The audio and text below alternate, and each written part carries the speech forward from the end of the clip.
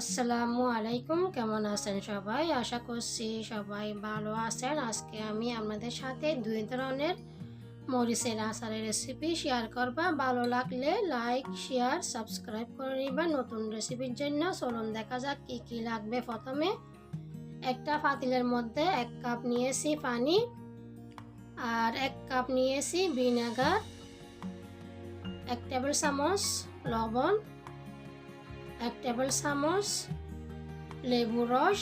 ভালো করে মিক্স করে নিচ্ছি, চুলায় বসিয়ে দিচ্ছি। পানিগুলো একটু গরম হওয়ার জন্য অপেক্ষা করতেছি। লবণগুলো একটু গলে যাবে, গরম হলে পানিগুলো তারপরে দিয়ে দিচ্ছি। এগুলো হচ্ছে জাল মরিচ, তো মরিচের পরিমাণটা আপনারা কম বেশি করতে পারবেন। তো একটু জাল বের হওয়ার জন্য দিছি, আর দিয়ে দিচ্ছি গোলমরিচ। একটু সেদ্ধ হওয়ার জন্য অপেক্ষা করতেছি, একটু নেড়ে দিচ্ছি ভালো করে। তারপরে দিয়ে দিচ্ছি যে মরিচগুলো রাখছি, কাঁচা মরিচ, ওগুলো তেমন জাল না, সেজন্য একটু জাল হওয়ার জন্য জাল মরিচ দিছি। তো সব মরিচগুলো দিয়ে দিয়েছি। এখন নেড়ে দিয়েছি 2 থেকে 3 মিনিট। মরিচগুলোকে সেদ্ধ করে নিচ্ছি, একটু নেড়ে ছেড়ে দিচ্ছি ভালো করে। এগুলো একটু মোটা টাইপের মরিচ, তো সেজন্য একটু সেদ্ধ করতে হচ্ছে, সেদ্ধ করলে ভালো। তো সেদ্ধ করা হয়ে গেছে। এখন আমি গ্যাস বন্ধ করে দিব, ঢেকে দিয়েছি। তো একটু ঠান্ডা হওয়ার জন্য অপেক্ষা করতেছি। তো একটু ঠান্ডা হয়ে আসছে, আমি আর একটু বন্ধ করে রাখে দিয়েছি। দেখুন এখন আর একটু কুসুম কুসুম গরম আছে, ধোঁয়া বের হচ্ছে। এখন দিয়ে দিচ্ছি 3টা রসুনের কোয়া দিয়ে দিচ্ছি। আবারও একটু নেড়ে ঠান্ডা হওয়ার জন্য অপেক্ষা করতেছি।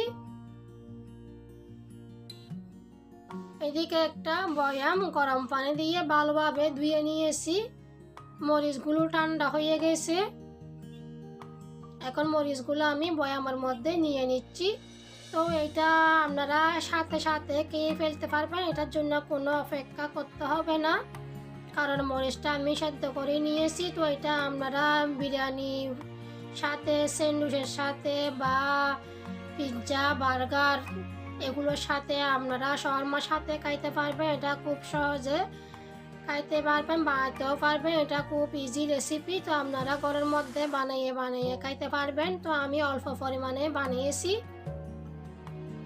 এইদিকে আমি আর একটা গরম পানি দিয়ে বয়াম ধুয়ে নিচ্ছি। তো আমি গরম পানি হিটারটা অন করে রাখছিলাম, পানিগুলো একদম গরম হয়ে গেছে। তো মরিচের আচার বা যে কোনো আচার বানাতে গেলে আপনারা বয়ামটা গরম পানি দিয়ে ভালোভাবে ধুয়ে নেবেন।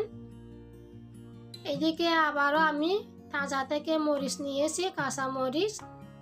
তো এগুলো দেখাচ্ছি আপনাদেরকে একদম ফ্রেশ, একদম তাজা। তো এইভাবে মরিচ নেবেন আপনারা। আর 1 টেবিল চামচ পরিমাণ হবে লেবু রস নিয়েছি, এক টুকরা লেবু নিয়েছি, ওটা আমি মরিচের মধ্যে দিব। আর নিয়েছি গোলমরিচ, রসুন নিয়েছি কয়েকটা। তো সবগুলো আমি এখন বয়ামের মধ্যে সবগুলো নিয়ে নিচ্ছি। তো আপনারা অবশ্যই বয়ামটা ধুয়ে নেবেন, কারণ ওখানে অনেকগুলো ব্যাকটেরিয়া থাকে বয়ামের মধ্যে, সেজন্য বয়ামটা গরম পানি দিয়ে ধুয়ে নিলে ভালো। তো সবগুলো আমি এক এক করে বয়ামে দিয়ে দিচ্ছি। গোলমরিচগুলো দিয়ে দিচ্ছি, লেবু রসটা এখন দিয়ে দিচ্ছি। এভাবে সবগুলো নিয়েছি। তো আপনারা চাইলেও একটু জাল বেশি করতে পারেন, লবণটা আপনারা পরে চেক করে দেখতে পারেন। এখন আমি একটা জালের জন্য মরিচ দিয়ে দিচ্ছি। তো আপনারা 2-3 দিন পরে চেক করে দেখবেন লবণ কতটুকু হয়েছে। 1 টেবিল চামচ দিচ্ছি লবণ। যদি লবণ কম হয় তাহলে আপনারা চেক করে আর একটু লবণ দিতে পারবেন, আর একটু ভিনেগার দিতে পারবেন। এখন দিয়ে দিচ্ছি 1/2 কাপ দিয়ে দিচ্ছি গরম পানি, আর 1/2 কাপ দিয়ে দিচ্ছি ভিনেগার। তো সবগুলো দিয়ে দিচ্ছি। এগুলো আপনারা 5 দিন পরে বা 7 দিন পরে খাইতে পারবেন। তো আপনারা খুব সহজে রেসিপিটি বানিয়ে খাইতে পারবেন।